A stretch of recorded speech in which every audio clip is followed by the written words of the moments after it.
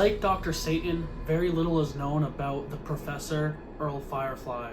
And though Dr. Satan does have a lore behind him, Earl has very little other than one depiction from his wife, Mama Firefly, which makes this character a lot more disturbing. Little is known about the history of Earl Firefly, and what is known is subject to interpretation.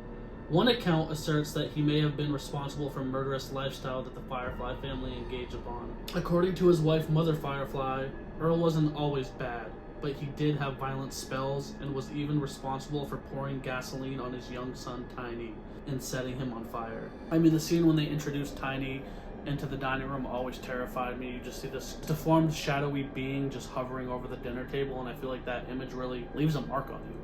By 1977, Earl was no longer living with the Firefly family, and was instead living in the tunnels that ran beneath Deadwood. Known as a professor, he was the assistant to the psychotic surgeon known as Dr. Satan. While working for Dr. Satan, Earl required a special respiratory device and wore night vision goggles so that he could see in the dark tunnels. And that's one thing that truly traumatizes me about the character of the Professor too, is the entire oddity of the Firefly family is very distinct. You have Tiny, he has the burn marks clearly because his father set him on fire. Captain Spaulding wears the makeup.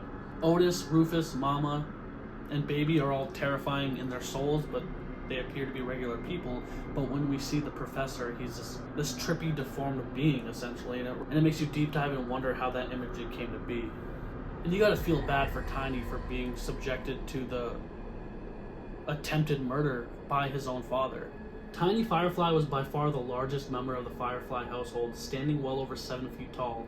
Tiny's entire body was covered with third-degree burns. And it's one of those iconic little snippets, kind of like Texas Chainsaw Massacre, when you don't see what Leatherface is doing, where it leaves it up to your imagination, and that is way more tormenting. Dr. Satan at least has a lore to him. But so many of the characters from House of a Thousand Corpses don't really have a lore, and it's all because at the time when Rob Zombie wrote this, it really did become a movie that was almost banished by the studio that made it because they did not understand what it was going to be. And I feel like Rob Zombie didn't quite know the gold he had. The one thing I love about Tiny too is that he continued to serve as an accomplice for the family crimes, usually by disposing of the bodies and burying them in unidentified locations.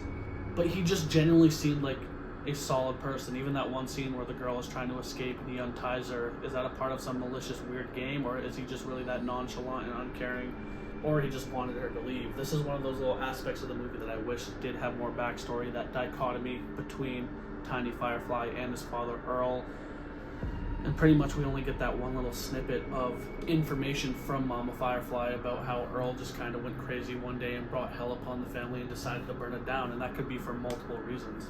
And I think sometimes it's okay for there to be more mystery and lore behind a character than there is apparent information, because with how intense his introduction is and then his follow-through being revealed at the end, you almost have to connect the dots of realizing that the Professor is just as pertinent in the family as the rest of them are. But yeah, guys, that's the video. Subscribe, give me a thumb, or hit that ding-a-ling button, or else you telling you, hey, it's me, I'm here.